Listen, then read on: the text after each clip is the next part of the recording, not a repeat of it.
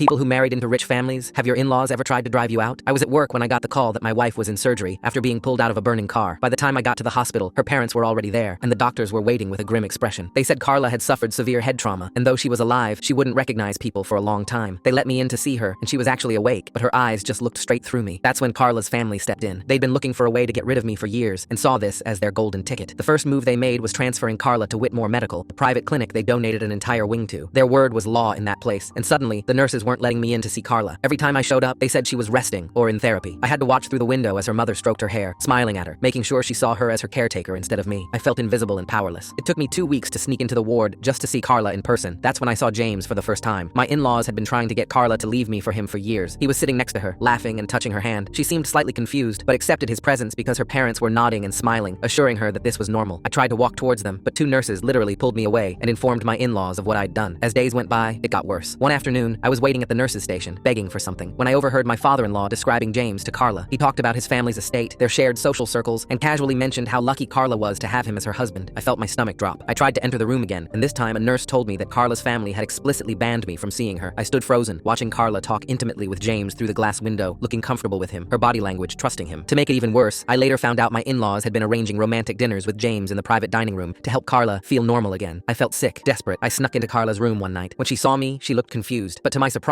she didn't immediately reject me. I talked to her, recounting memories of our first apartment above the garage, simple moments eating takeout on the floor, and the quiet nights we spent planning our future. Her expression softened, and I could see tiny hints of recognition, but before anything more could happen, security rushed in and escorted me out. The next week was agony. I overheard nurses talking about James bringing Carla flowers daily, holding her hand, and how he'd even kiss her forehead. I realized Carla was genuinely starting to believe James was her husband. It hurt every time I saw her now, confused and uncertain, reflexively reaching for his hand instead of mine, but I refused to give up. I tried again, this time during a shift change. I reminded Carla of our wedding, how we'd gotten married at the courthouse because her parents refused to pay for anything, how she'd held me when my dad died. She listened closely. She didn't have some sudden moment of clarity, but she seemed genuinely troubled when security asked me to leave again. Over the next few months, I saw Carla start to piece it together slowly. She'd ask James casual questions about their supposed past, small stuff about their first date or how he proposed, things he clearly had been coached on, but sometimes contradicted himself. That caused Carla to withdraw from him. Eventually, she asked one of the nurses to show her admission forms. When she saw James's name listed as emergency contact instead of mine, something clicked. 2 days later, she quietly asked to see me. Her family didn't know at first, but when they found out, they exploded. Her mother stormed into the room just as Carla was holding my hand, and she froze. She immediately snapped at the nurse, ordering them to call security, but Carla held my wrist tight. For the first time since her accident, Carla looked directly at her mother and told her firmly that she knew exactly who her husband was. The room went silent. Her mother went pale, and her father looked furious. James stood awkwardly to the side, embarrassed and humiliated, quickly walking out. Carla, calmly but sternly, told her family they'd taken advantage of her condition, manipulated her, and hurt the one person she truly loved. She told them to leave immediately, but her mother had no intention of doing so. Full story on channel linked below.